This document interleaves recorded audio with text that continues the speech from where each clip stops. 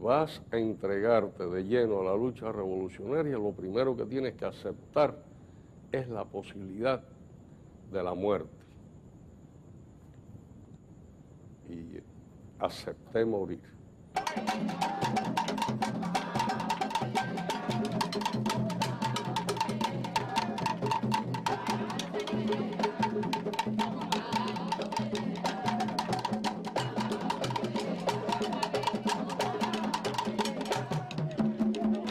Mira, por ejemplo, esta es una de las pocas fotos que yo tengo de caras de Che, que las descubrí el otro día, la imprimí por primera vez, la saqué dentro de un contexto de fotografía.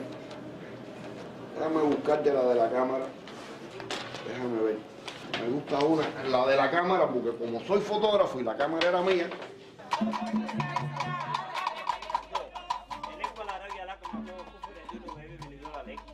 La roya eso ayer como alico la luz se puede ayer mamá que ñao o con are de fe hueco buco o yo si grupo o tan por ano moroco guaraye oso o de guru turu ganga la osia wo. Esta que casi no se le ve la cara al Che y tú estás viendo que es el Che, la frente muy específica que él tenía, la gorra con la estrella y atrás está la pasionaria. Esto fue el 2 de enero de 1964. Entonces Che con esta cámara que era mía estaba tirando una foto y yo descubrí en el rollo, cuando revelé la cámara, esta foto de Fidel que la tiró el Che. Entonces las monté las dos para ponerlas una al lado de la otra en una exposición. Y es una foto, si se quiere, histórica porque es una foto hecha por el Che. Tuto nene, tuto la rapa, tuto lile, tuto la roye, tuto la fai coco, moyupa, oyeyei, ochunchagua, estuarosa, Juan José Carretero, a la mitad boa, Olaya Sitesaya, a la mitad la flor, venga la Ángela González Guzmán, Alberto Mambuca, la Chinita Julita, Francisco Feble, Filiberto Feble, Ramón Feble, Joaquín Salazar, Oquilagua, Pablo Roche, El Bolo, Juan García Barajuani, y todo boy con que están en Arao, ¿no? Tuve el honor de conocer el hombre sencillo, decidido y valiente, que no luchaba por honores ni riquezas materiales, que el palpitar de su corazón era tan profundo que llevaba dentro de él el palpitar y el amor de todos los corazones honrados de la tierra, lo bueno y lo nuevo, dígase Ernesto Che Guevara, y se dirá con orgullo internacionalismo proletario.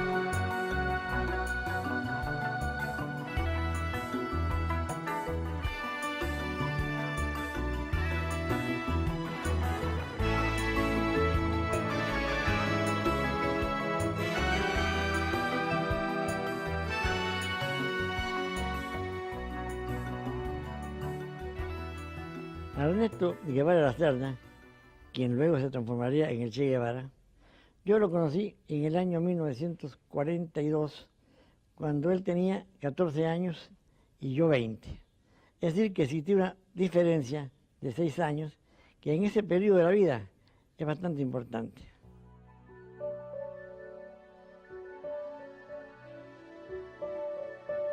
Bueno, era un muchacho muy irónico, siempre muy irónico. Un poco, siempre en guerra con el medio social en que él estaba.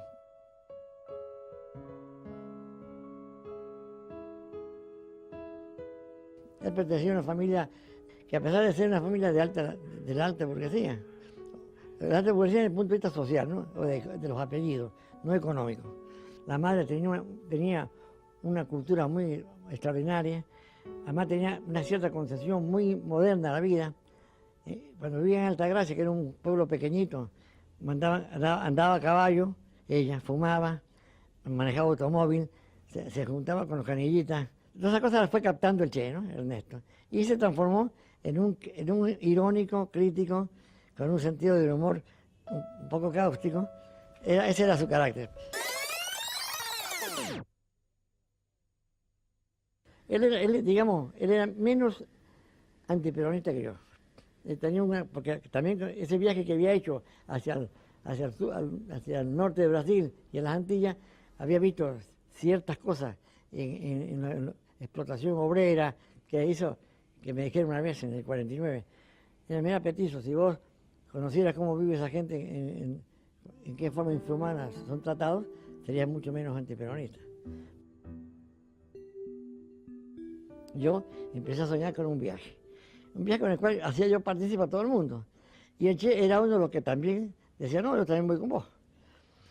Y en fin, después de muchos idas y venidas, hablamos del tema y quedamos ya de que en diciembre de ese año salíamos, pasara lo que pasara.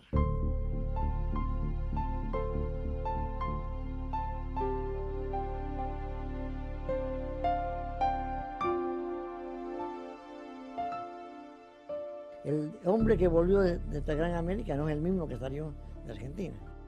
En Guatemala conoce a un cubano, conoce a varios cubanos, y entre esos varios que conoce a Ñico López.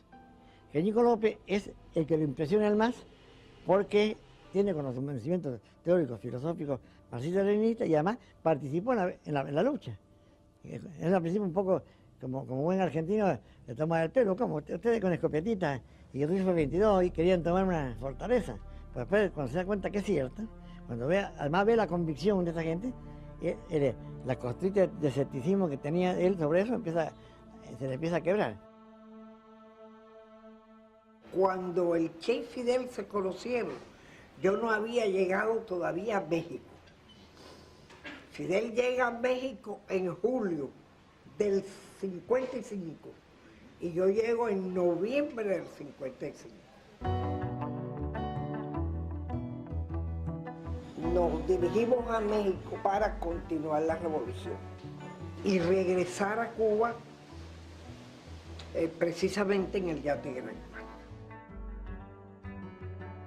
Los jefes del barco, los marineros, no permitieron que yo subiera al barco porque decían que eso era mal augurio.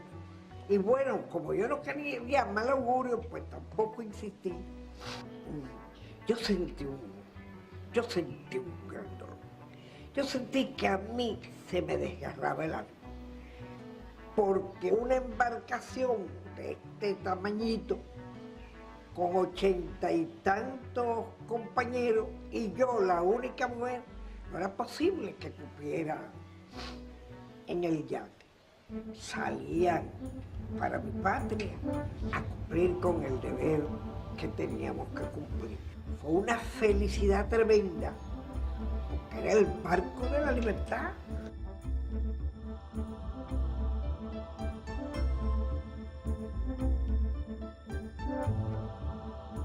En aquellos tiempos habían ciertas diferencias entre la gente nuestra que luchaba en las ciudades y la gente que luchaba en las montañas. La gente que estaba en las montañas estaba más en contacto con el campesino, con el hombre explotado, quizás en las ciudades se sentía menos eso.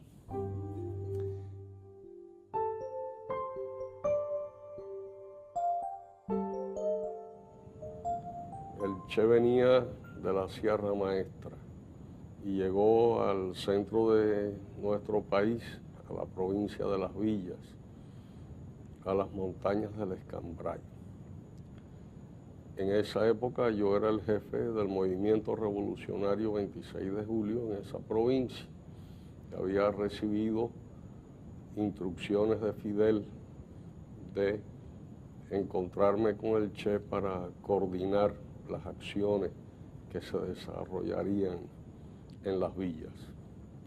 Tenía una idea de la imagen del Che, había oído hablar de él, que era un médico argentino, pero bueno, en aquel grupo donde predominaban los campesinos que habían venido a conocerlo, había un hombre extraño, con un pelo largo, una boina negra y una capa que le llegaba casi hasta los tobillos. Tenía un aspecto chinesco, que la barba era una barba rala y el bigote le caía hacia ambos lados de la cabeza, parecía un asiático. Y yo pensé, bueno, así seguro que lucía Gengis Khan cuando invadió Europa. Mira, yo conocí al Che en un lugar que se llama La Plata.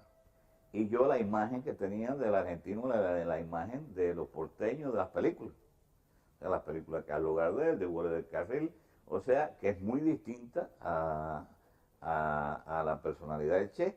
O sea, habla pausado, tranquilo, un poco con falta de aire.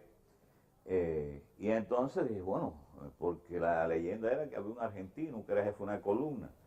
Y dije, bueno, pues, pero este no es argentino ni nada de eso. Cuando yo lo conocí, el Che tenía un gran nombre en la Sierra Maestra. O sea, hacía cosas interesantes que a la gente le llamaba mucho la atención. Había cosas muy típicas de él, ¿no? Como aquella vez que puso la bandera el 26 de julio para que los aviones la bombardearan. Y ya se ha hablado un poco de las cosas, esas son cosas del Che.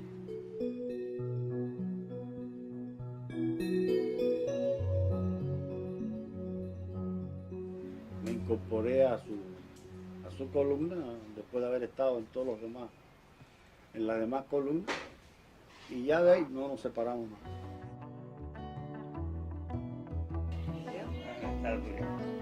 Ya estaba venido, muleta. ¿Sí usted? Sí. Trata de ser. Este es el hijo de esta casa se iba muy. Se llama, entonces me dijo, hazte cargo tú. Hazte cargo tú.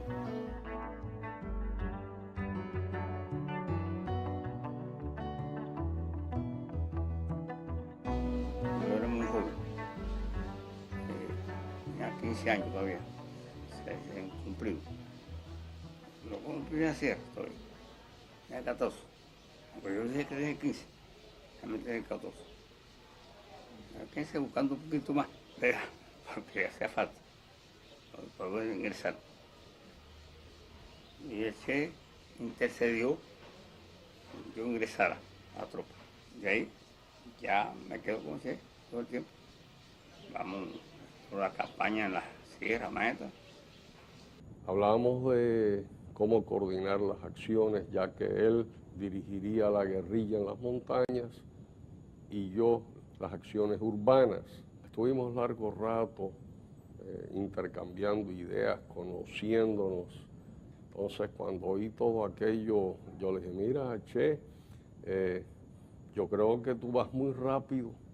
Nosotros tenemos que hacer las cosas un poco más disfrazadas, porque no te olvides que a 90 millas de aquí están los yanquis, y cuando ellos se den cuenta de lo que queremos hacer, lo que nos va a caer arriba es mucho. Se me queda mirando y me dice, así que tú crees que podemos hacer una revolución a espalda de los yanquis, una revolución de verdad a espalda de los yanquis. Qué come mierda eres. No te das cuenta que lo que hay que hacer es lo contrario, que lo que hace falta es que el pueblo sepa que esta es una revolución de verdad, y entonces cuando todo el pueblo nos apoye, no hay por qué tenerle miedo a los yanquis, entonces no podrán con nosotros.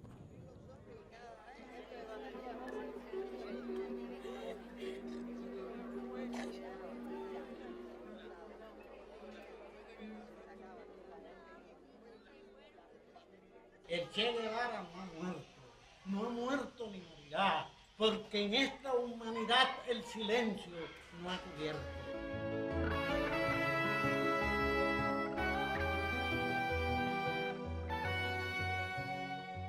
El Che en esa época era el médico de la tropa. El primer día en que lo vi, pues fue una cuestión normal. Hablé, como es mi costumbre, de lo que eran mis ideas, mi sueño por los niños, y quizá esto diera lugar a que el Che viera en mí un buen campesino que era útil a la lucha revolucionaria. Ya son 16 los meses que hemos estado en la Sierra Maestra.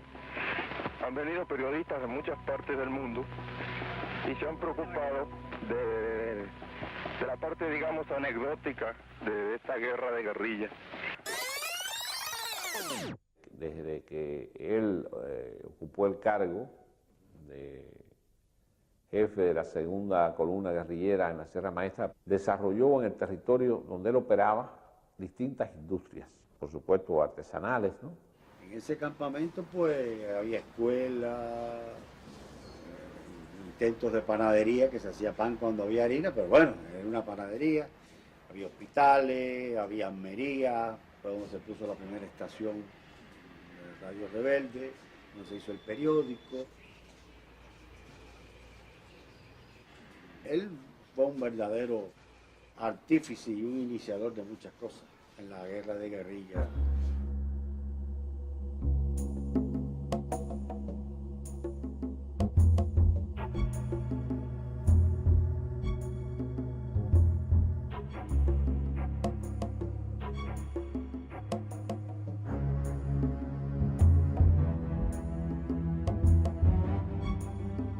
Una gran parte de toda su vida y de toda su estrategia era cómo resolver los medicamentos para tratar el amucismo extraordinario.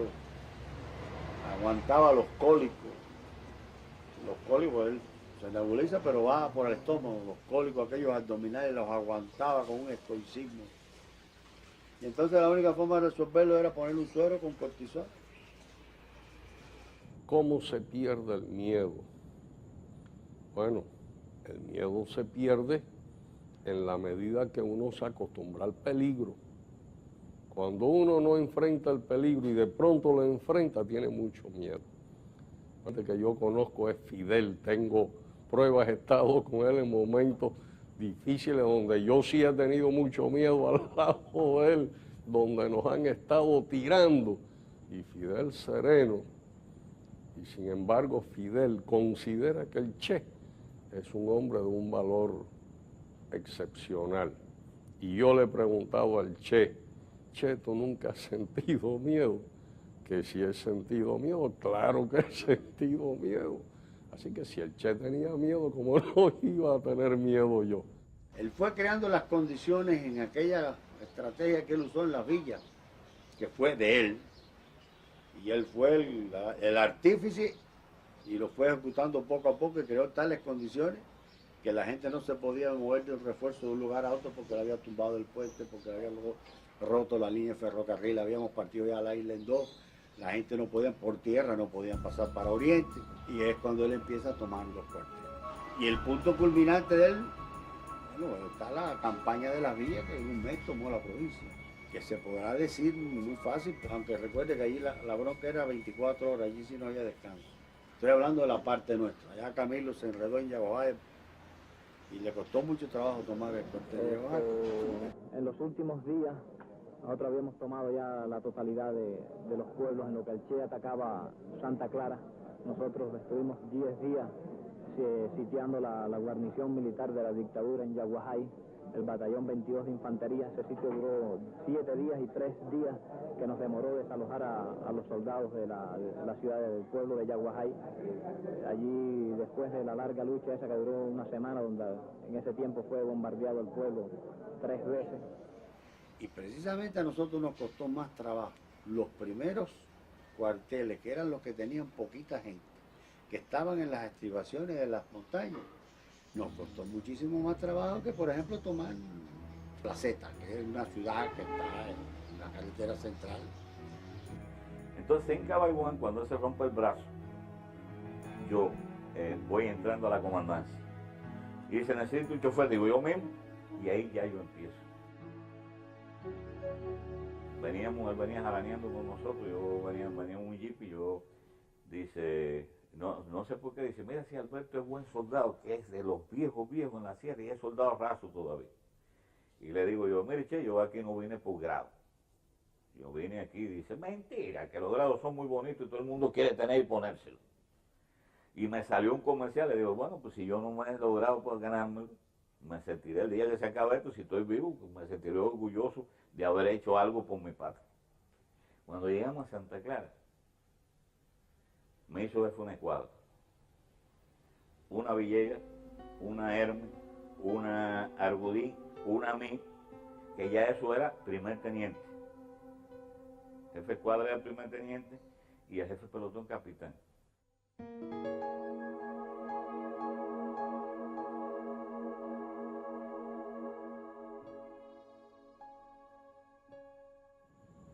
Ahora, ¿cómo se acostumbra uno al peligro? Yo recuerdo en una de mis visitas al Escambray, estábamos él y yo conversando, cayendo la tarde, y desde Santa Clara despegaban avionetas del ejército con ametralladoras, que cuando veían a un rebelde o a alguien que ellos creían que era un rebelde, pues lo ametrallaban. Y de pronto levanto la vista y ahí venía la avioneta saliendo de atrás de unas lomas. Cuando yo vi, la miré, que venía hacia nosotros, y ella estaba frente a nosotros. Vi al piloto, perfectamente lo distinguí, y al lado venía sentado en el puesto del copiloto otro soldado con una ametralladora montada en la ventanilla, apuntando. Esa es la última imagen que guardo así de la llegada de la avioneta, porque fracciones de segundos después yo estaba a más de 500 metros del lugar, escondido atrás de un árbol con un tronco de este grueso, que ni Juan Torena, nuestro famoso corredor, ni hacía nada, rompía el récord de velocidad. La avioneta, entonces, desde atrás del árbol, la avioneta, vi cómo la avioneta empezó a tirotear, a ametrallar el camino. ¿Y qué se había hecho del Che? Ahí estaba el Che con su fusil apuntando a la avioneta y disparándole. Y la avioneta a él y él a la avioneta. Ni la avioneta le dio a él, ni él le dio a la avioneta pasó y se fue.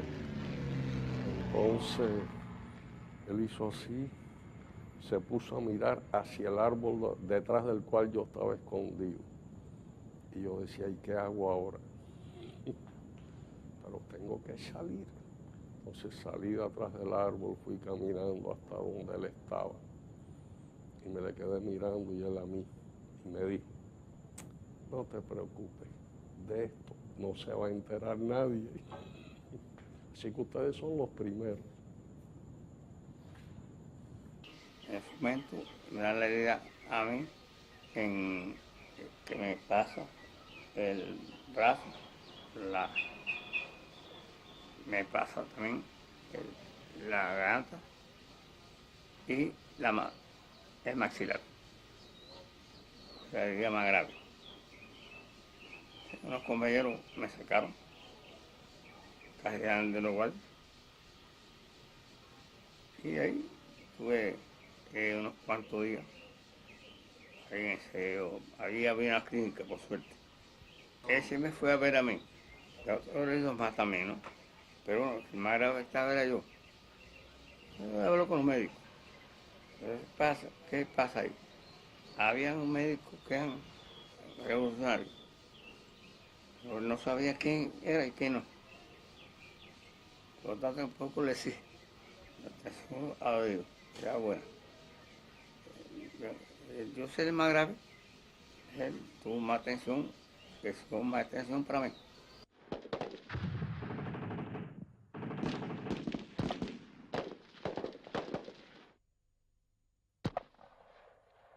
Y él había mandado a buscar el cuartel.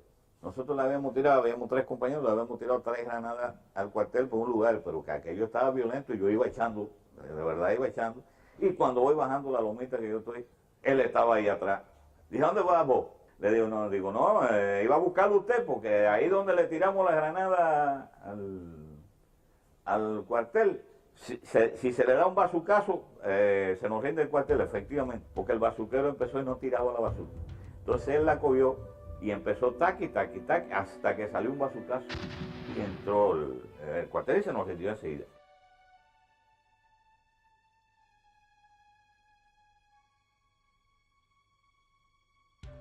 Se ha hablado mucho y se ha convertido un poco en una leyenda, pero él era un hombre valiente, no podemos negarlo. No le tenía respeto a la muerte, pero se cuidaba de ella. Él sabía la responsabilidad que él tenía. Si él se perdía el 50%. Porque la diferencia entre él y los que veníamos, los que venían atrás, era muy grande. Pero él sí, él jugaba, él era un hombre valiente. Podríamos hablar como Camilo también era valiente. Atención, columna 8, atención, columna 8. Aquí columna 2, Antonio Maceo, columna 2, Antonio Maceo. Vamos a ver si eres tan buen locutor o tan buen comandante. No vayas a decir que es una guapatería ni una chillarronada, ¿no? Columna 2, Camilo, aquí está el Che, entendido perfectamente. Soy un gran locutor. Óyeme, aquí tenemos una escuela, la escuela Marconi de telegrafistas. Aquí está Camilo con ustedes. Atención. Bueno, chicos, problema, seguir las instrucciones que me diste con el hombre que te mandé, 2 días seguidos allá. Así que dime si me entiendes, dime si me entiendes. Y te doy el cambio, che. Camilo, te entiendo perfectamente. Se te ha rayado el disco, tienes que cambiarlo. Óyeme.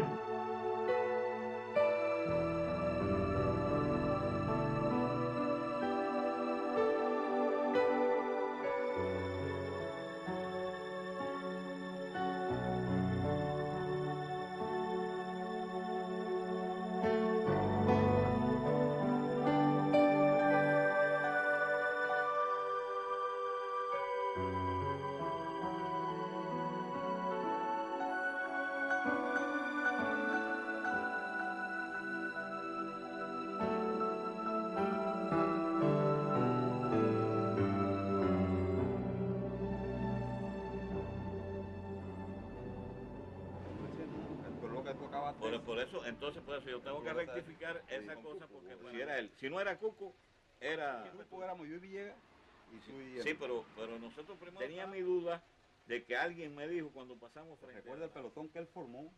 Sí. De la Manguaya, que tú eras jefe de una escuadra. Yo era jefe de una escuadra. Que siempre se le dicen, si el Che estuviera, ¿entiendes?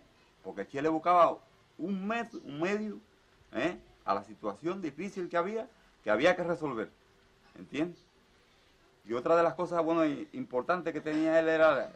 Déjame cortarte ahí un momentito. Si el Che estuviera aquí, fajado él con una computadora buscando soluciones para salir de este hueco. Y el mejor ayudante que tuviera Fidel en eso. Sí, estamos. Entonces, en los primeros meses y en los primeros años, él fue buen artífice de que nosotros aprendiéramos a leer, aprendiéramos a escribir, ¿entiendes? Aprendiéramos a comportarnos, a ser personas. En el caso mío mismo, yo soy de origen campesino, y el día que me tocaba trabajar con él, iba si él estaba en el banco, iba una maestra a impartirme clase en el banco. Y si no, bueno, yo me quedaba en la casa, pero tenía que decir que él exigía eso, si era un problema, la superación de nosotros constantemente. En ningún momento a mí se me ocurrió que estábamos haciendo historia, ni que íbamos a pasar la historia. Estamos dentro de la historia. Estamos dentro de la historia y somos parte de ella.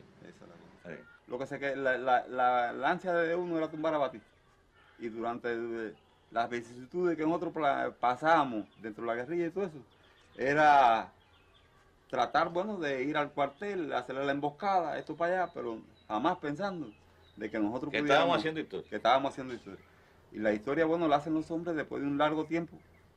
Otro amanecer en la Plaza de la Revolución, pero al igual que los de los últimos días, es un amanecer para la historia cubana. Durante 3 días, miles de cubanos rindieron tributo al guerrillero heroico en este recinto donde es permanente el culto a la figura de Martí, tan ligada en su pensamiento y acción a la del Che. La plaza no se despidió del guerrillero, más bien le dio la bienvenida a la tierra que lo vuelve a acoger y lo amará para siempre. Este Barroso, noticiero de televisión.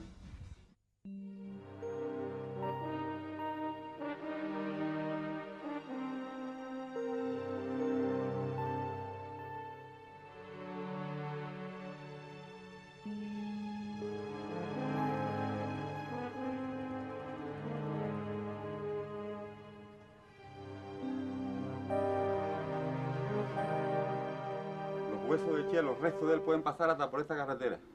Yo, por la afinidad de haber estado al lado de su lado, tuve el privilegio, que es algo grande, bueno, que llevo dentro de mi vida.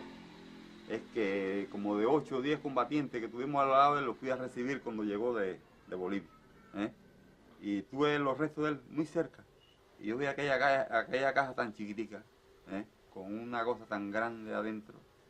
Aquí se queda la clara, la extrañable transparencia de tu querida presencia, comandante Che Guevara. Son los sueños todavía los que tiran de la gente como un imán que nos une cada día. No se trata de molinos, no se trata de un Quijote, algo se templa en el alma de los hombres, y una virtud que se eleva por encima de los títulos y nombres. De tanto tiempo y tanta tempestad, seguimos para siempre ese camino largo, largo, por donde tú vas, por donde tú vas. El fin del siglo anuncia una vieja verdad. Los buenos y los malos tiempos hacen una parte de la realidad.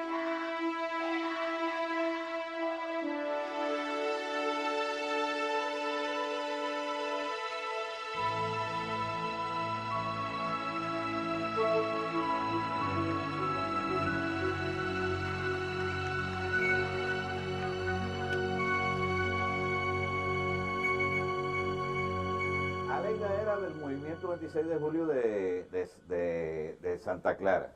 Y ya la andaban buscando porque estaba quemada en la ciudad. Y entonces ya ella se quedó con nosotros, permanente. Y siempre estuvo en la comandancia. Aleida se alojaba en el hospitalito donde estaba yo. Y me imagino, bueno, pues viene, ¿tú sabes cómo es eso? Empieza toda la comida, ella pone la comida. Y después ahí se van acercando y van andando cada día más juntos y se movían ya, después la invitaba a moverse, etcétera, etcétera. Y me imagino, por ahí surgió el flechazo, como le dicen allá en Argentina, ¿no? Y llegó un momento que andaban juntos en los momentos de combate y de dirección y de todo. por lo general siempre estaban ahí. La boda se llevó a efecto en la casa de Alberto Castellano, que era el jefe de la escolta y chofer de él. Él a mí me dio esa casa. Y un día venimos a Santa Clara y él me dice, ¿vos crees que yo me pueda casar en tu casa? Si usted me dio la casa, ¿cómo no se va a casar en mi casa? La boda aquí fue una boda muy sencilla, él no organizó nada. Viene Camilo y me dice, Alberto, ¿qué tú tienes para la boda de Che? Digo yo, una caja de sidra ahí que si él sabe que yo me la robé, voy a caer preso. Y más nada. Entonces Camilo fue el que organizó a todos los comandantes y eso los multó de que traían cerveza, ron y todas esas cosas y se montó la fiestecita. Después yo me quedé con todo lo que quedó, ¿no?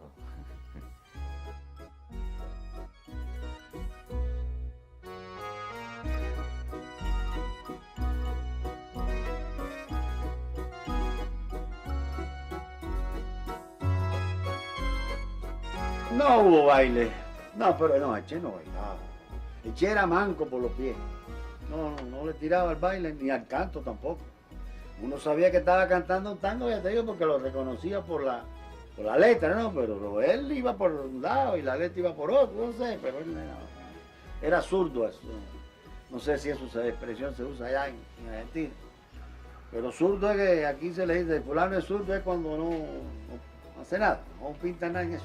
Y estando yo afuera dando mi trayecto, me llaman. Alberto, ya te llamo. ¿Para qué me llaman a mí? No, para que firme. Yo, firmar ahí. Me había puesto de testigo de la boda a Raúl Castro y a mí. Por él. Los dos de Aleida eran dos compañeros más, que no me acuerdo, y Fidel. Esa más o menos es la cosa de... Y después, por supuesto, llegaron aquí. Y yo estaba tomando una cerveza afuera y él llegó. Me tocó por la espalda, cuando lo miro, me dice, ¿está sabrosa? Digo, riquísima. Dice, tráeme una primera vez que... Y fui y le busqué una cerveza. Era afable, era cariñoso. Él donde no transigía era en el trabajo. O en las cosas mal hechas. Siempre te lo señalaba y siempre tomaba una medida, no se quedaba eso. Aunque sea te arañaba, te agarraba una oreja, pero él no dejaba pasar nada por insignificante que fuera.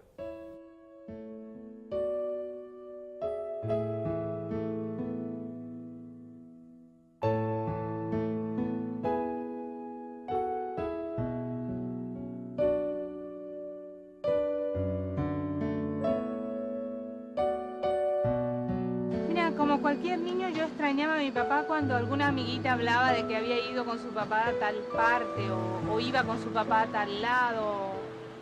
Extrañaba eso, extrañaba que mi papá no estuviera a mi lado. Pero otra vez mi mamá se hace muy importante, porque ella supo explicar por qué mi papá no estaba. Y yo soy hija de esa mujer que lo amó extraordinariamente y que nunca le reprochó jamás el que él hubiera hecho lo que pensaba que tenía que hacer.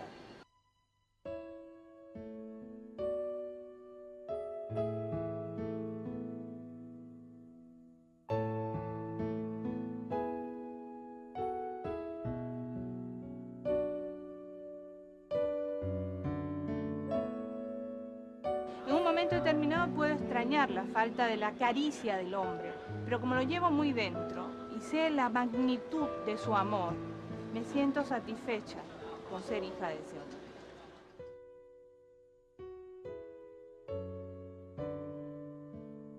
Él siempre trató de enviarnos su cariño, su amor y de alguna manera hacernos saber que él se ocupaba de nosotros, que aunque no estuviera físicamente al lado, ¿no? Por tanto, yo lo acompañaba a veces al Ministerio de Industria, después me llevaba a mí al círculo infantil, o iba a un corte de caña con él, me sentaban arriba de cañas mientras él cortaba la caña y hablaba conmigo. O me daba una vuelta por la esquina de la casa explicándome alguna cosa, o se sentaba a ver una pelea de boxeo y me sentaba a mí en una pierna. Son recuerdos que quedan. Cuando llegaba del trabajo, a veces después de 3 días de no ir por la casa, llegaba y se tiraba con nosotros ahí en el piso a jugar o a ver la televisión los domingos a veces, después del trabajo voluntario. Pero ya a los 20 años, cuando uno es entre mujer y adolescente, que todavía no define bien, me empecé a hacer preguntas. ¿Por qué quiero a un hombre que no ha estado prácticamente nunca conmigo? Y ahí encontré todas estas cosas, las hice más fuerte en mi memoria y busqué sobre todo la ternura.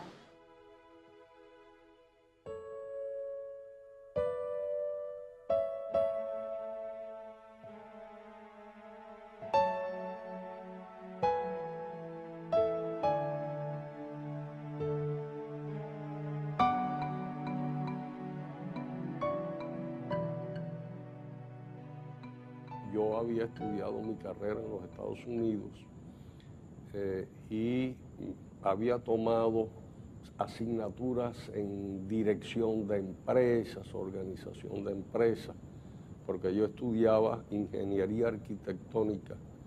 Mi idea era graduarme, aprender la técnica americana de construcción, de organización de empresas, regresar a Cuba, fundar mi propia compañía de construcciones y hacerme millonario. Esa era mi idea. Hasta que a Fidel se le ocurrió atacar el Moncada. Y ahí se acabó mis aspiraciones de millonario. Entonces el Che me manda al departamento de industrialización. Cuando llego ahí lo que me encuentro es el caos. Imagínense quiénes estaban manejando eso, todos los muchachos del ejército rebelde, que ninguno de ellos había jamás administrado nada, empezando por mí. ¿Qué edad tenía el Che cuando eso? Tenía 31 años, yo tenía 29. Éramos unos muchachos, no sabíamos nada de esto.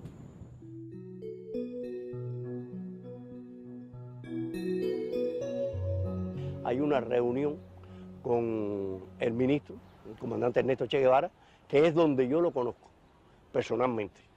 Me preguntó sobre qué yo creía de ese tipo de industria. Le dije, bueno, que era una industria que tenía perspectiva de desarrollo porque era de la construcción y eso era necesario en el país. Me dijo, ¿eso solo nada más? Y bueno, eso solo. Me dijo, no, pero eso tiene otra importancia, que es la utilización de materia prima cubana, desarrollo de una tecnología cubana, y el empleo de trabajadores que es necesario. Porque este país lo primero que tiene que hacer es darle trabajo al pueblo para que tenga un medio de sustento que no lo tenía. Es verdad que había un gran desempleo y además para que tengan confianza en la revolución.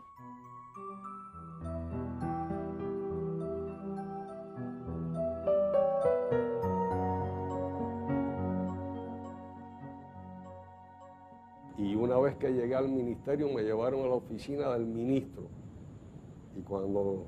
Y me dejaron solo ahí, sentado detrás de un buró más grande que esta mesa. Y cuando me vi solo dije, bueno, ¿y qué hago ahora? No tenía la más mínima idea. Entonces me dicen que, dadas las condiciones que en esos momentos atravesaba el país, de un analfabetismo bastante alto, pues había que escoger a la gente, el personal que tuviera alguna escolaridad, que pudiera desarrollar un trabajo administrativo que tuviera acorde con el desarrollo de esa industria y con la capacidad del hombre que la dirigía.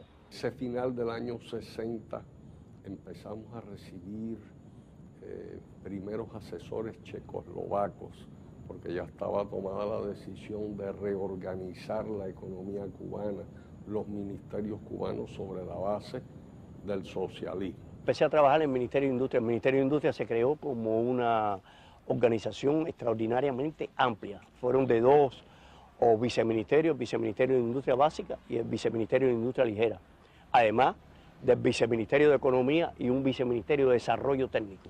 Fueron 4 viceministerios que lo formó Orlando Borrego como más allegado dirigente a él. El Che siguió muy de cerca el proyecto organizativo y lo único que desaprobó fue los muebles que le habíamos puesto en su oficina, porque dijo que eran muebles poco modestos y tuvimos que muy rápidamente cambiarle las sillas, toda una serie de muebles y ponerlos acorde con lo que él quería, que era un despacho muy sencillo, muy modesto, acorde obviamente con su personalidad y todos esos rasgos que tenía de austeridad.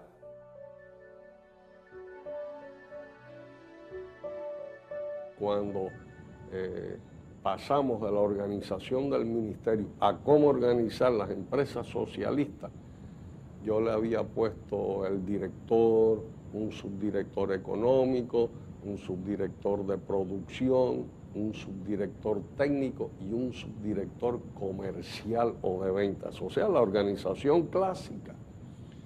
Dice el Che, no,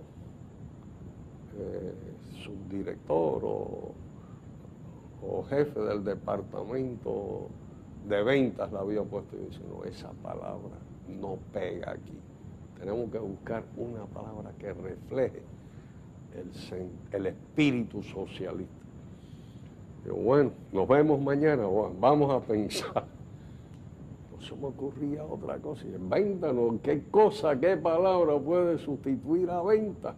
Él le tenía mucha desconfianza al socialismo en los países del este, porque decía que no solo había que desarrollar el comunismo con productos y más productos, sino que había que desarrollar la conciencia, porque si no se desarrollaba la conciencia se podía ser un buen distribuidor de productos, pero jamás un partido revolucionario. Al otro día regreso y le digo, chico, Che, no se me ocurre que es lo tuyo, ventas es ventas, y eso es insustituible.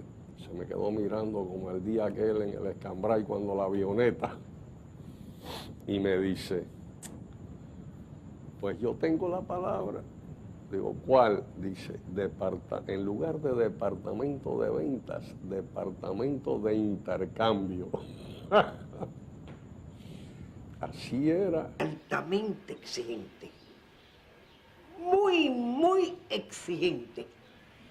No disimulaba la más pequeña cuestión. Un solo mes en la historia del Ministerio de Industria, el Ministerio completo ha cumplido su plan de producción al 100%. ¿Qué aplauso? Un solo mes lo cumplió. Y aplaude. ¿Cómo sería si lo hubiera cumplido todos los meses? Yo me sentí muy bien con el Che. Me encantaba que me criticara. Me gustaba mucho que me criticara y que aquellos ojos, aquella mirada relampagueara cuando yo hacía cualquier cosita. La mirada le echaba fuego. Me encantaba. Como había esa confianza, yo le decía, déjame pensar, porque así como tú me miras, no voy a poder pensar. A él le gustaba dirigir la gente que sabía de la cosa que estaba tratando. No es que él fuera el que lo inventara todo, ni que la gente hiciera lo que él se lo quería. Él no era un que imponía sus criterios, después imponía los criterios políticos.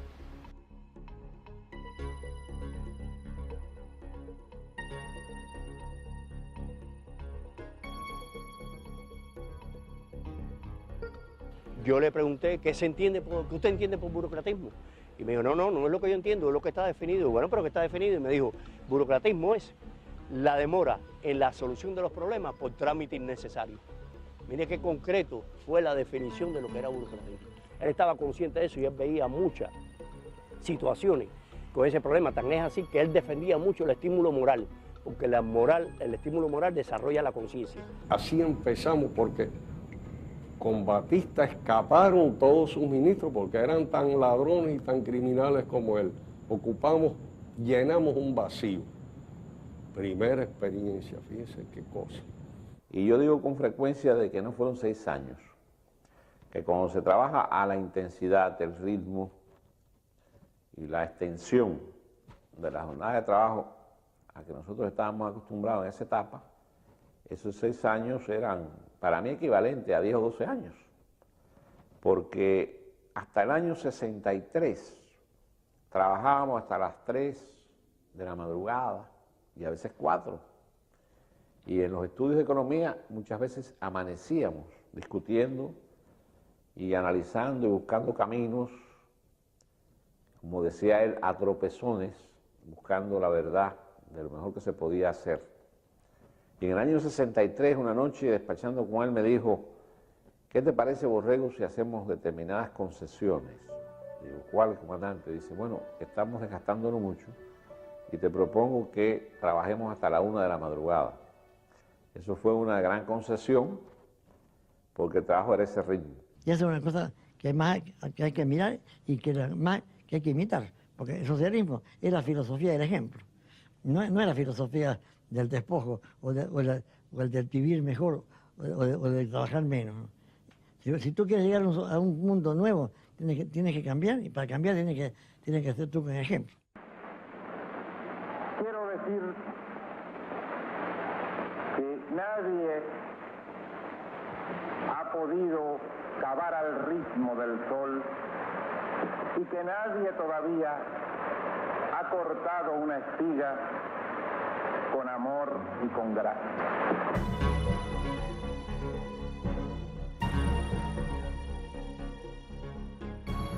Él llegó a convertir el trabajo en su principal diversión. Sí. Otros lo emplean en ir a nadar al mar, a la piscina, ir a la playa. En realidad yo me divierto y me entretengo con el trabajo. Entonces los domingos él iba a hacer trabajo voluntario casi siempre. Y acostumbraba el sábado a recordarnos, lo hacía a veces por el propio intercomunicador de la oficina, recordarnos que el domingo teníamos trabajo voluntario. Durante todos los años del Che como ministro, los domingos eran dedicados totalmente al trabajo voluntario, porque le otorgaba a eso una importancia vital. Trabajar organizando, trabajar puntualizando el lugar donde duele, el lugar donde hay debilidades que corregir y trabajar. De la dirección del periódico me mandaron a hacer un trabajo voluntario en el reparto Martí, a cubrir la información de un trabajo voluntario en el reparto Martí, donde me dijeron que iba a ir el Che.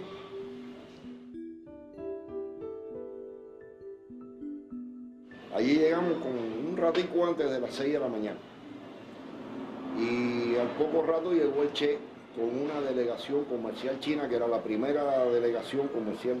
Y el Che los invitó a participar en el trabajo voluntario. Cuando el Che llega y nos ve allí, al periodista y amigo con una cámara, me pregunta qué hacemos allí.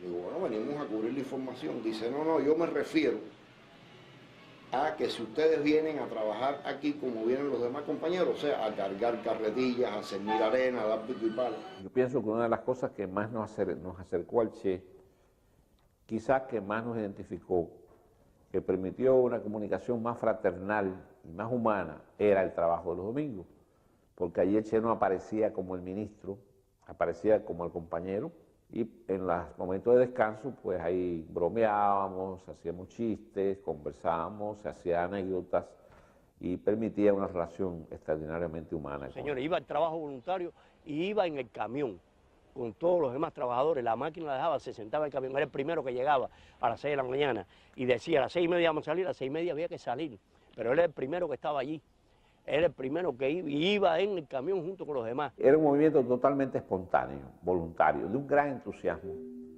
que además, ya en su forma organizada, estableció un sistema de otorgar un certificado de reconocimiento, que era el hacer 240 horas extras de trabajo voluntario semestral. Eso significaba un esfuerzo muy grande. El Che me llama y me dice, oye, mira, yo te voy a pedir un favor, no me hagas más foco de trabajo voluntario. Y le digo, ¿por qué? ¿Hay algún problema conmigo? Yo he hecho algo malo. Y me dice, no es un problema contigo. El problema es que los lunes es la reunión de trabajo del Consejo de Ministros. Y el único ministro que aparece en los periódicos, en primera plana, los lunes, haciendo trabajo voluntario, soy yo. Y entonces no me sigas haciendo más fotos. Tú le dices al director del periódico que yo te dije que no me hiciera más fotos de trabajo voluntario, pero tú sigues viniendo a hacer trabajo voluntario los domingos con nosotros. Pero ese era el Che. El Che era un hombre de este mundo. Hay gente que lo pone como un hombre agrio, un hombre duro, y para nada. Yo siempre explico que el Che no era como jefe guerrillero un hombre blando, ni podía serlo, porque un jefe guerrillero no es un blando. Y como ministro era un hombre exigente, exigente sobre todo para que las tareas se cumplieran. El que cumplía bien, el que trabajaba con amor, el que trabajaba con calidad, no tenía ningún problema con Che. A él le dolía mucho cuando estaba voluntario y no estaba bien organizado y se iba ahí y se perdía el tiempo. Me despido de ustedes porque voy a cumplir con mi deber de trabajador voluntario.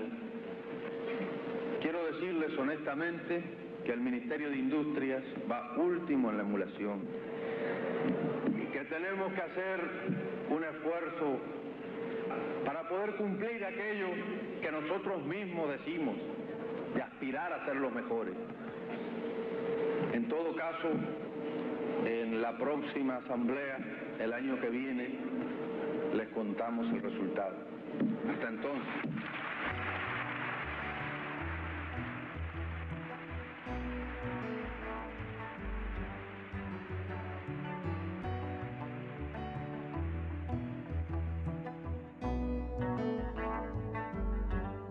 Era un hombre extraordinariamente humano, afable y tratable.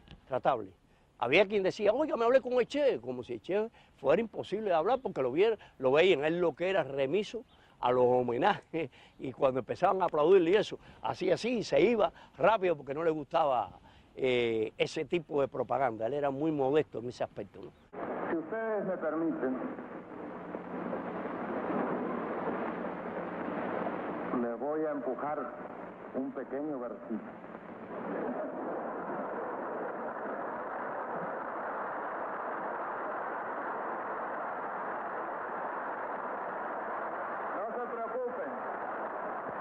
No se preocupen, porque no es de mi propia inspiración, como dicen.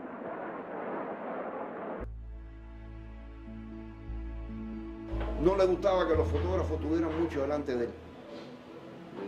Te lo repito, él decía que no era artista. Sin embargo, era una gente muy fotogénica. Era carismático para la fotografía. Era, según las cubanas, era un hombre bonito. Todavía hoy mi esposa y mis cuñadas ven la foto de Che y dicen que qué lindo era el Che, que qué bonito era. Desde el punto de vista femenino, era una gente, para mí era una gente muy fotogénica.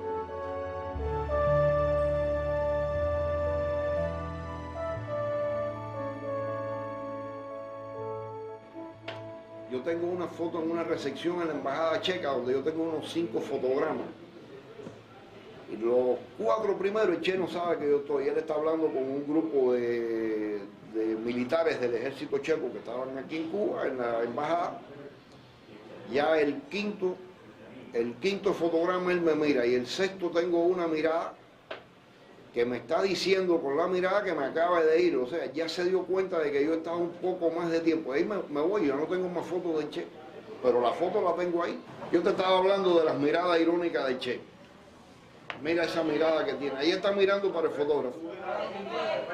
Como diciendo, y yo que lo conocí un poco, él te decía, ya, no tires más fotos.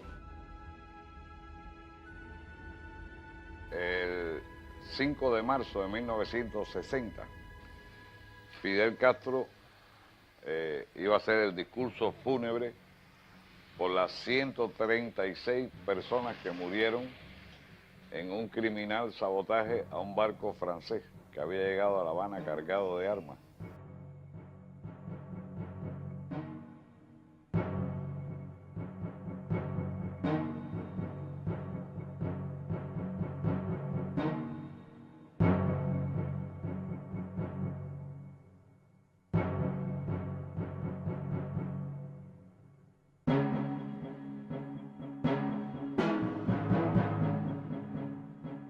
Yo estaba como fotoreportero, que era del periódico Revolución, a unos 8 metros de la tribuna, pero desde el ángulo en que yo estaba, la parte frontal de la tribuna, que era una baranda, el Che no se veía. Él estaba en un segundo plano. Entonces, yo estoy paneando mi cámara, retratando a todos los ministros, figuras, el discurso de Fidel y eso, Y en un momento impreciso, indeterminado, no pensado, emerge del segundo plano hacia el borde de la tribuna el Che.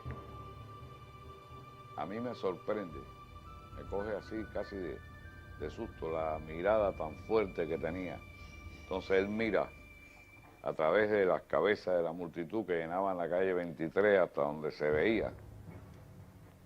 Y se queda mirando ahí. Yo tengo oportunidad de tomarle 2 negativos. Un primero que tomo con la cámara en horizontal y después tomo uno con la cámara en vertical. Inmediatamente, a los 45 o 50 segundos de su presencia ahí, él se marcha para la parte de atrás de la tribuna. Y así fue como casi por casualidad, no premeditado, no pensado, no pedida una pose al retratado ni nada, pues queda la foto.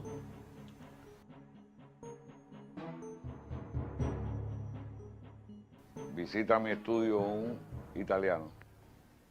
Me dice que él anda buscando una foto de Che, que yo le enseño la mía y me dice que le gusta. Entonces me manda a hacer 2 copias y yo se la entrego al día siguiente.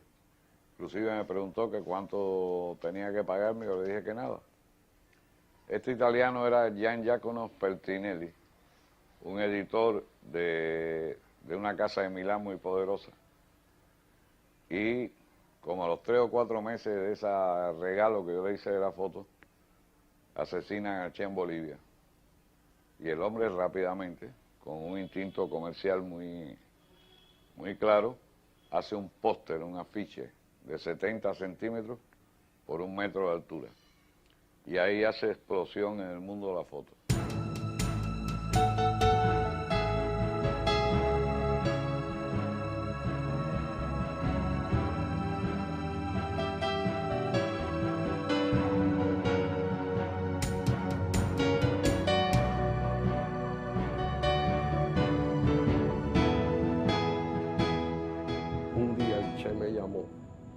Había un periodista argentino en Cuba que se llamaba Jorge Massetti, que quería que yo lo conociera y que la idea era fundar una agencia noticiosa. Cooperé con él siguiendo las orientaciones del Che en todo lo que pude. Cuando Massetti deja Prensa Latina, viene la cosa ya de ir para Argentina, hacer algo en Argentina, y se mandaron gente y se iban creando condiciones, etc. Él impulsó el proyecto de la guerrilla de Salta, que fatalmente fracasó. Me acuerdo que yo llego a Bolivia el día de la primavera y vamos a Tarija. Y en Tarija vamos al campamento. En el campamento ya me encuentro a Hermes y me encuentro a Massetti. Massetti jugó un papel importante en todo ese mecanismo. Primero en la organización de la guerrilla en Salta. La gendarmería parece que se enteró, algo falló ahí el asunto de aquello. Inclusive hoy todavía no se sabe bien dónde está Massetti. Murieron allí compañeros cubanos, incluso murió un compañero de su propia escolta.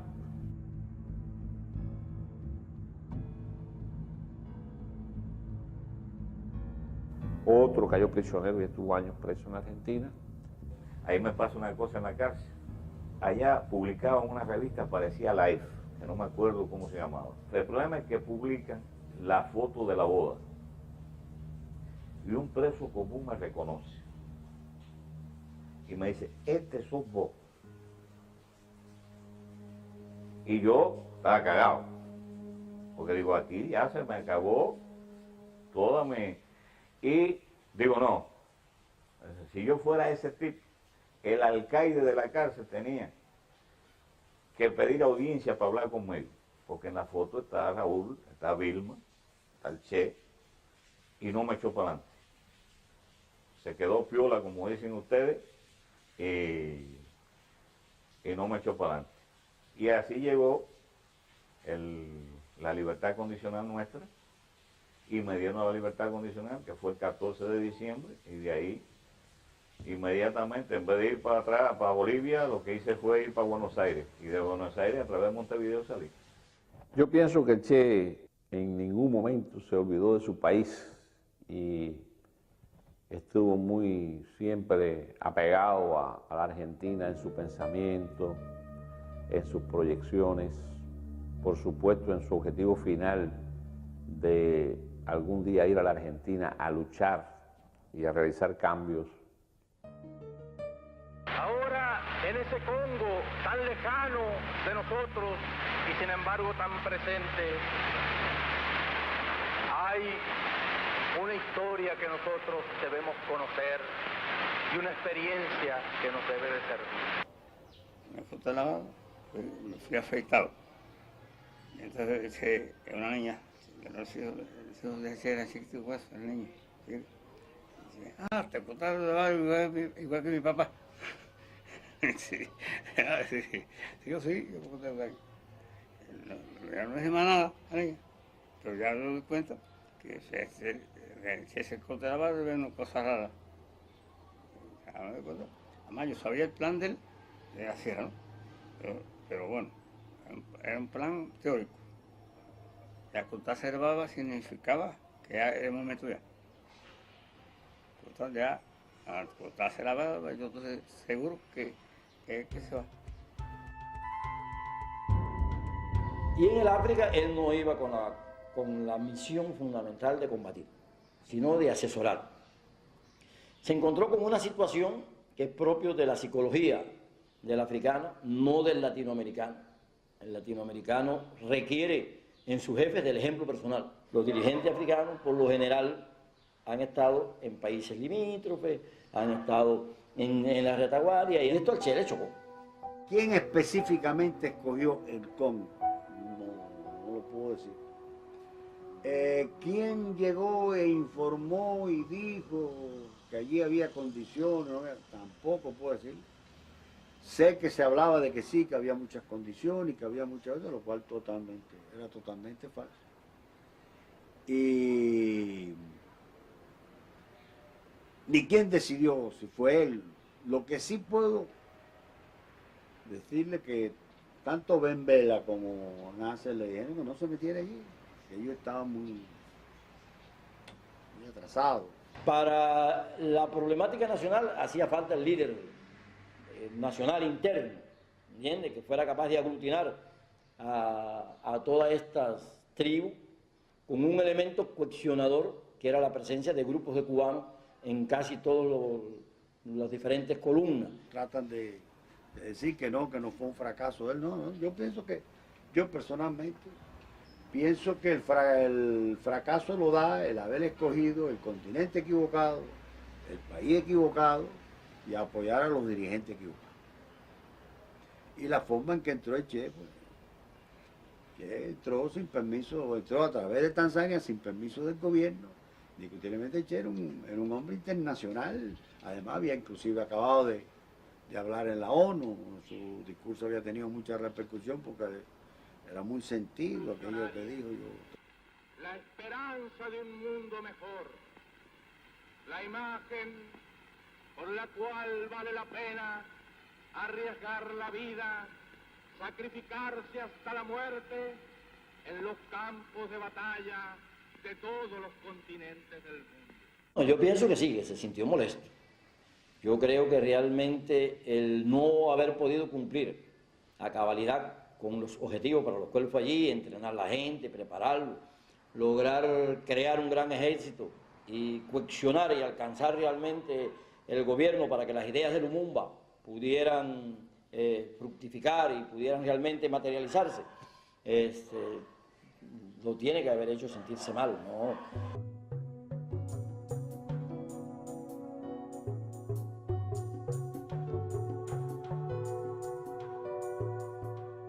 Creo que en algunos momentos en esa valoración de ese sentirse mal es un poco injusto con él mismo y lo cataloga como un fracaso. El fracaso fue anterior y habernos creído informes que llegaban aquí que aquello estaba efervescente y que había una situación revolucionaria. Por lo demás, nada de lo que él plantea la guerra de guerrilla existía en el Congo. Y se reunió con Papi, con el Tuma y conmigo y nos planteó que, bueno, si estábamos de acuerdo en seguir con él, luchando por la independencia de otros pueblos. Y bueno, le dijimos que sí. Y sencillamente nos seleccionó, nos separamos del grupo y bueno, no retornamos a Cuba de inmediato, sino que dimos una vuelta y fuimos a parar a Praga. Y ahí en Praga, bueno, nos volvimos a reunir con él hasta que ya se definió, después de un tiempo en Praga, que él retornara a Cuba y toda la cosa de nosotros partir para Bolivia.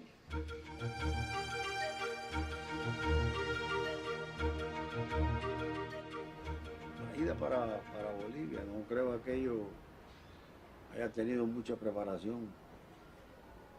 Y a pesar de todo lo que se le planteaba a él, que dejara que se organizara un poco aquello para que después fuera en mejores condiciones, él dijo que no. Ya él tenía el lío aquel de Argentina y del fracaso de Congo, y ya él quería participar de todo. Una cosa curiosa es que todos los que trabajamos con él, cuando supimos que él se iba a reanudar la lucha como jefe guerrillero, todos le pedimos irnos con él. O sea, no podíamos concebir que él estuviera luchando en otro país. Nosotros aquí, ministros o viceministros o directores, o sea, lo queríamos tanto que queríamos seguir con él hasta el final. Si alguna pena yo tengo es que no me llevó con él. Y pienso que no debe de haberme visto tan perfecta cuando no me llevó con él. Si él me lo hubiera pedido, yo hubiera ido por compulsión.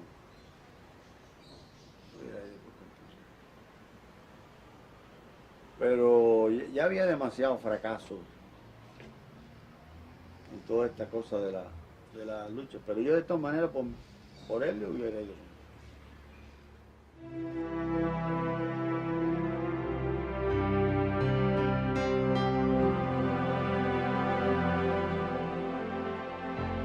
Hay inclusive un momento en que se ve realmente, y él es una gente analítica, muy analítica, en que se ve realmente la valoración justa que él había hecho de la situación que había en Bolivia, que es más o menos por el mes de junio, cuando se produce la huelga de los mineros y se produce la huelga de los estudiantes de la enseñanza superior y la enseñanza media, ¿no? Que él llega a decir, tengo 100 hombres más, tomamos el poder. Y es indiscutible que sí, que con 100 hombres más se hubiera podido tomar el poder.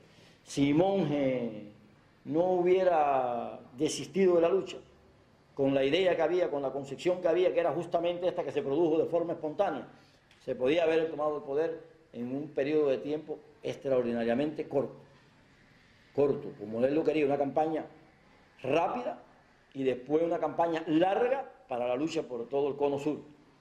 Señor, me permite que lo moleste. ¿Qué son para usted las guerrillas? Los guerrillas, ¿no? Son comunistas.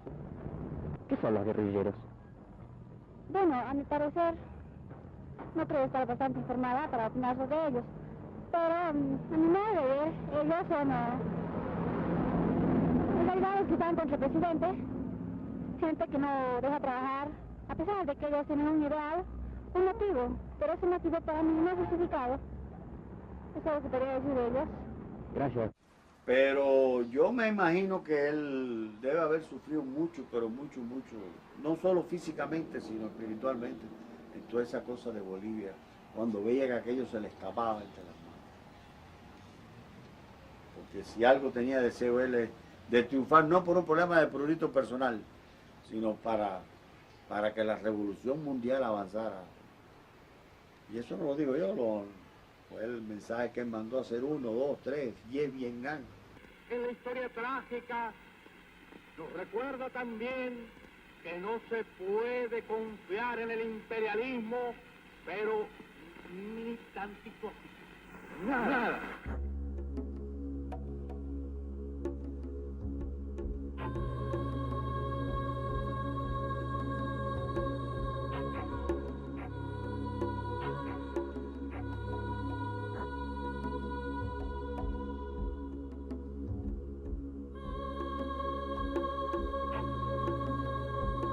La primera nuestra reacción fue, eso es mentira. Son nuestros enemigos que tratan de confundirnos.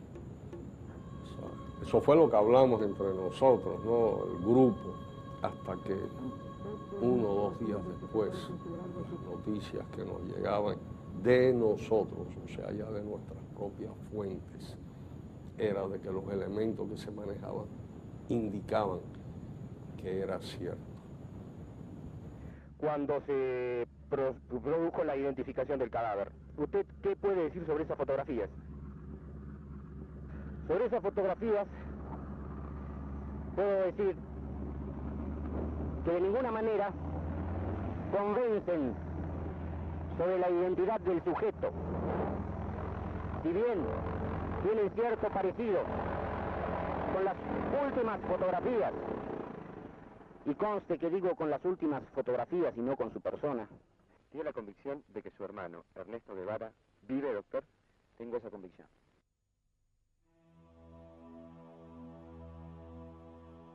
Cuando yo recibí la noticia de su desaparición, yo estaba jefe de un batallón del ejército, un batallón motomecanizado, y yo soy fuerte, yo veo un muerto, veo cualquier cosa y para mí es un muerto, ¿eh? No es porque yo sea guapo, no es eso, un muerto. Y esa noticia, bueno, me vi a mi padre muerto, a mi mamá y todo eso, y uno más o menos, bueno, murieron. Pero por la desaparición de él, por los recuerdos esos que uno tiene de él y de los demás compañeros que andaban con él, vaya, a mí aquello, honestamente, como decimos los cubanos, se aflojaron las piernas, ¿entiendes? Hablamos mucho sobre la muerte, pero sí en un tono más bien de tomadura de pelo, ¿no? de la cosa inevitable, pero que no había que temerle, ¿no? Él, ya te digo, tenía un dicho conmigo que decía, yo no nací ni para abuelito, ni para ministro, ni para abuelito. La lucha es una mezcla de lo bueno y lo malo, de los logros y las desventuras. Es así toda nuestra vida. Hoy mismo no es fácil tener al Che como lo tenemos y al resto de los compañeros en esas condiciones. Después de 38 años, el legendario guerrillero vuelve a la ciudad donde dirigió la trascendental batalla de Santa Clara con su gloriosa columna 8 del ejército rebelde. Desde entonces, Santa Clara le tiene como a un hijo que ahora regresa con el 100% de su pureza y con la luz de su alma noble. Che está librando y ganando más batallas que nunca. Gracias, Che, por tu historia, tu vida y tu ejemplo. En esta difícil lucha que estamos librando hoy para salvar las ideas por las cuales tanto luchaste.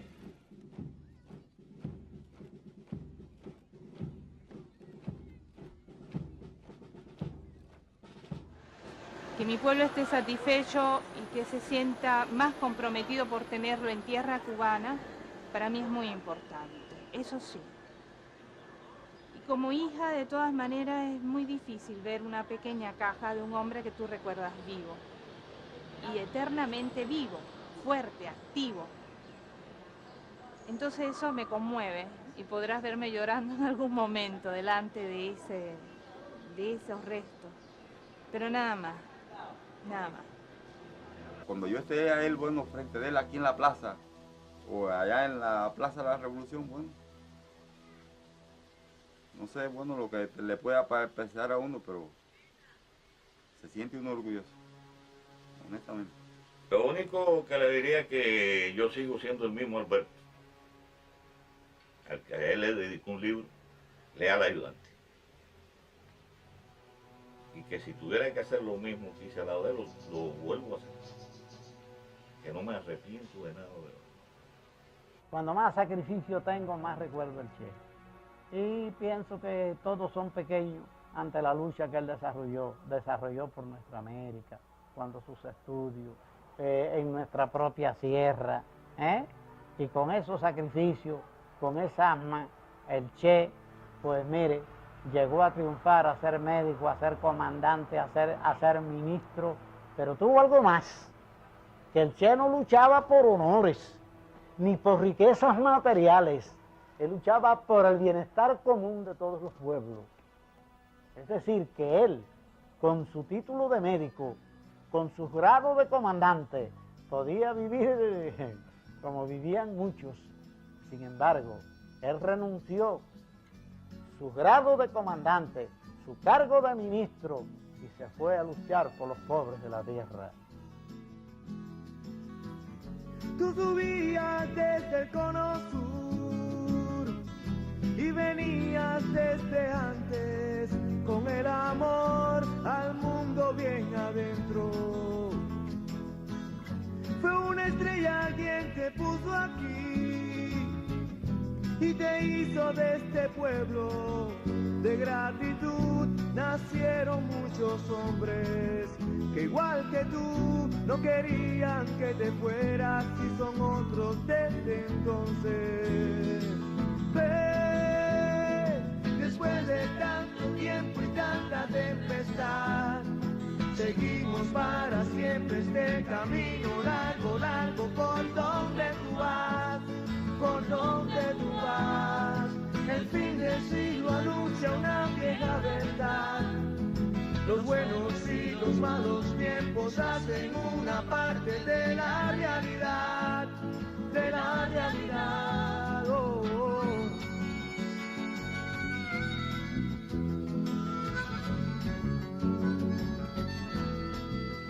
Yo sabía bien que ibas a volver, de cualquier lugar, porque el dolor no ha matado a la utopía, porque el amor es eterno y la gente que te ama no te olvida.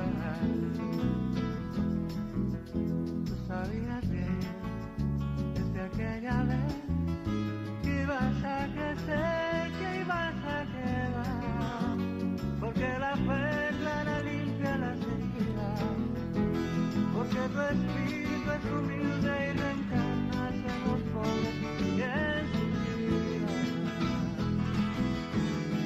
Después de tanto tiempo y tanta tempestad, seguimos para siempre este camino largo, largo, por donde tú vas, por donde tú vas. El fin del siglo anuncia una vieja verdad. Los buenos y los malos tiempos hacen una parte de la realidad, de la realidad.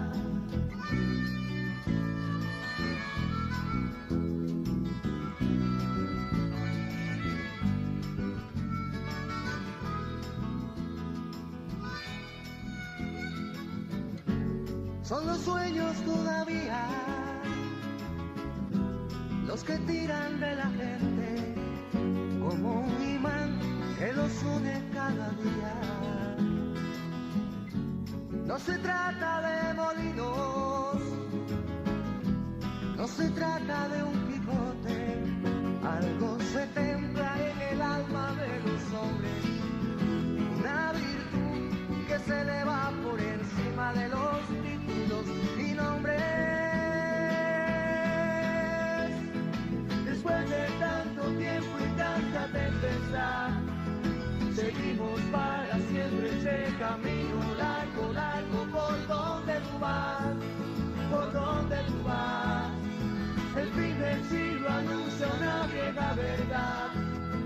Los buenos y los malos tiempos hacen una parte de la realidad, de la realidad.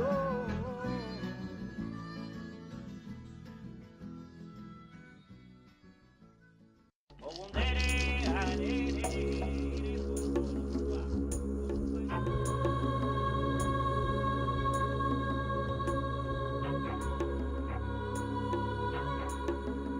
El Che es un personaje de esos que son íconos del siglo XX, que uno por momentos cree que puede estar todo dicho, todo contado. y sin embargo yo sentía que no había como una reflexión que básicamente lo bajara del pedestal y lo llevara a una zona mucho más humana. La frase "Che, un hombre de este mundo" aparece en una de las entrevistas, la dice Orlando Borrego, un compañero de él del Ministerio de Economía y del Banco, y creo que acotaban lo que yo estaba buscando con el documental, que era hablar de él desde un lugar mucho más cercano, y desde ese lugar, desacralizándolo, me parecía que era un motivo nuevo de acercamiento.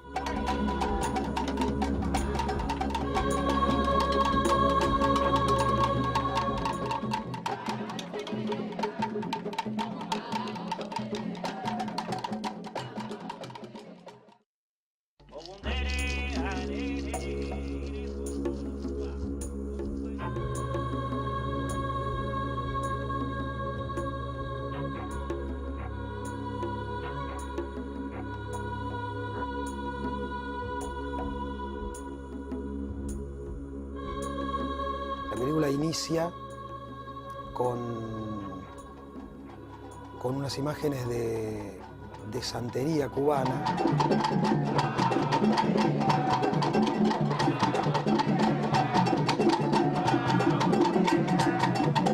Que para mí son importantes porque Cuba le debe muchísimo a su tradición de sincretismo religioso, de lo que es la enorme tradición africana que hay en Cuba. Y aunque no se diga en la película, nosotros tuvimos bastante dificultad en acceder a un babalao, a lo que en Brasil sería un pay de santo, que apareciese en cámara. Moyupa, Oyeyei, Ochunchagua, Estuarosa, Juan José Carretero, Alamita Boá, Olaya Citesaya, Amita La Flor, Minga La Ángela González Guzmán, Alberto Bambuca, La Chinita Julita, Francisco Feble, Filiberto Feble, Ramón Feble, Joaquín Salazar, Oquilagua, Pablo Roche, El Bolo, Juan García Baraguani. Lo que hace él es preguntar a los orillas, a los dioses sincretizados de África, por el Che. Pregunta por su orilla, por sus influencias en relación a la religión afrocubana, por su relación con Cuba, por sus relaciones familiares. Y aunque eso no se explique, para mí era importante que la película abriera con eso, esos huesos y esos corales que ruedan al comienzo de la película, tienen que ver con la tradición cubana fuertemente, incluso con una parte que el Che había negado, que era toda la religión afrocubana, y tienen que ver con él, y están ahí presentes. Para quien crea, es la tradición que está jugando su suerte en el comienzo de la película. Y yo creo que Cuba es eso, es la revolución y la magia, la tradición afrocubana y la pasión de esa gente por esa persona que casi no conocieron y que sin embargo hicieron propia. Y la película en definitiva es una forma de acercarse a un mito, desarmándolo, buscando en las piezas del rompecabezas poder encontrar a Ernesto Guevara de la Serna, un muchacho argentino, un médico, un casi médico, criado en la burguesía argentina, que el destino pone en un lugar muy, muy particular, y que él incluso no sabe que va a hacer el viaje que estos personajes, que estos amigos relatan en Che, un hombre de este mundo.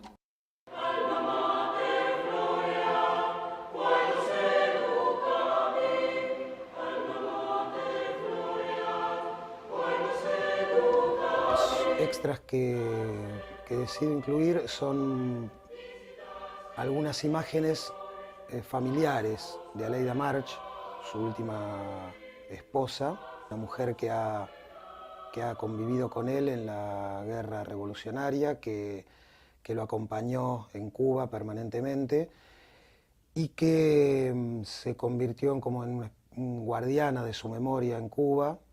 Está a cargo del Museo del Che, y con un recato verdaderamente revolucionario, con una conducta que merecería ser analizada y rescatada en una época de tanto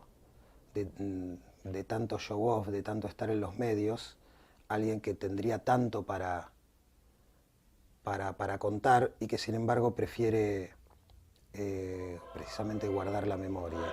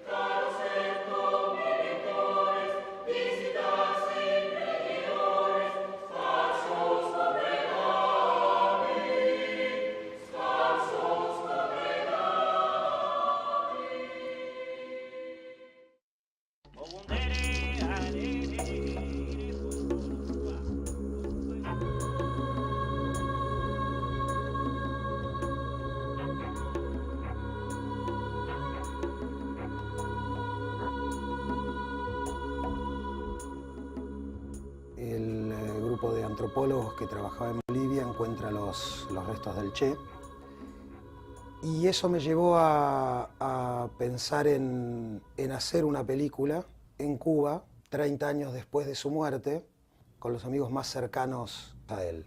La película está concebida como una reunión de viejos jubilados. Estaban con preocupación si se la daban o no, porque ahí se les escasea. No, le van a dar y entonces vamos a salir los dos en la misma, porque ellos me habían hecho una entrevista. Bueno, y ya vi que se esclareció lo que tú planteabas, que el Che pasó por aquí, ¿eh? Coño, este fue el chofer del Che cuando lo llevó por ahí, todo eso. Sí. Me fueron a ver, digo, no, nosotros entramos por 4 caminos. Hasta Santiago de Las Vegas, pues si hubiéramos entrado por Managua no hubiéramos visto la ciudad deportiva. Y vimos la ciudad deportiva. ¿Así te fue por ahí? Por ahí. Sí. Hasta Santiago de la ciudad deportiva, después cogimos a Villa Blanca. Está bien. Villa Blanca, Gancedo la Avenida del Puerto. Bueno, dile, vamos para allá. Bueno, vamos para la casa. Vamos para la casa. Allí, no, pero ellos querían ya ver el encuentro nuestro aquí. Bueno, Bueno, Agudiño, entonces nos vemos, ¿eh? Yo te voy contándole a ellos, tú vas contándole más o menos. Llegamos a y salvo. Gracias. Disculpe la molestia. Yo estaba diciéndole... ¿Tú conoces el maracuyá? Esto es maracuyá. De Brasil. De Brasil. Esto maduro, se hace un refresco que tiene... Hay quien le encuentra un sabor, hay quien le encuentra otro.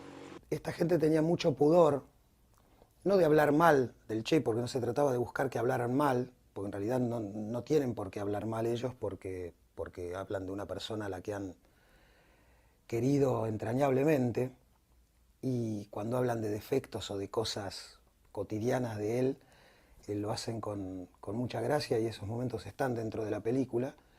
Pero hay temas que ellos evidentemente preferían evitar, por ahí algún tema conflictivo, y entonces me parece que hay como algunas cosas que están más en las miradas fuera de campo, en los silencios que ellos hacen, en alguna sonrisa mientras piensan, alguna anécdota no dicha y que no van a contar por otro lado, que no hubieran contado. Es interesante descubrir en esa mirada, en esa sensación, en esas respiraciones, lo que podrían estar pensando, y aquellos momentos que uno supone como segunda instancia de la pregunta, ese ceño fruncido de Fernández Mel, esos suspiros de Mel Bernández, y es más interesante y sugestivo imaginar lo no dicho. Esta gente habla como si se encontrara en una reunión de amigos y hablaran del amigo muerto joven, como uno lo recuerda, eternamente joven, y cuentan un anecdotario que tiene que ver con ellos en primera persona. Yo no quería que en la película hubiera nadie que hablara del Che a partir de sus ideas, sino a partir de contarlo en lo que habían vivido al lado de Guevara. Sin embargo, él era un hombre a pesar de todo lo objetivo que era, lo realista que él era. Él tenía cosas como esta, la gorra que él usaba en la Sierra Maestra y cuando vino en la mitad de la invasión era la gorra de Ciro. Cuando a Ciro lo mataron allá en combate contra Sánchez Mosquera. Y él usaba, era una gorra que no valía nada, ¿no? Pero tenía hasta la visera así media, pero esa es la que le gustaba. Y cuando veníamos a la invasión, que se le perdió por la noche y nunca apareció, él daba la impresión que le habían quitado algo. Él se puso furioso, hombre, no furioso, pero le dolió mucho haber perdido la gorra y solamente porque había pertenecido así lo quedó. Hablan básicamente de Ernesto, hablan de Ernesto Guevara y hablan del Che como en términos coloquiales del amigo, no en términos de la figura política. Como nadie conocía La Habana, para agarrar a la gente no era fácil. Sí. Y cuando él le dio 30 pesos a cada uno, ¿te recuerdas? 10. O 10. No, 10, que después nosotros le pedimos a los demás porque yo le dije que con 10 no me alcanzaba. Y él, bueno, fue flexible en aquella época, bueno, entendió más o menos la situación. No era el personaje de la guerra más... Sí, no, era un poquito más dialéctico. Más dialéctico. Mucho tiempo vivido al lado de esa persona, en muchísimas horas en la Sierra Maestra, en combates, en horas de pensar el nuevo modelo de país y de economía para Cuba, en las discusiones sobre si había que ir o no al Congo a exportar la revolución. Yo en realidad, nosotros diferíamos en eso. Yo tenía, para mí, mi fin era ser un científico. No me gustaba ser un científico en un país donde el dinero no tuviera tanta importancia, porque llega un momento que, como en Caracas, el dinero tiene tanta importancia o que sin querer te va llevando y te va sacando de tus ideales científicos. Eso era lo primero. Así que yo seguía igual firme en mi camino. Si él hubiera vuelto en el año 53, hubiéramos podido seguir un poco más, pero yo nunca hubiera sido un participante en la guerra armada, en la lucha armada. Él sí, porque él se consideraba, y es, la vida lo ha demostrado, un protagonista. Pero no un protagonista así pasivo como yo, sino mucho más activo. Yo, por ejemplo, sí me considero protagonista. Y yo le decía, cuando haya un país liberado por ti, cuenta conmigo.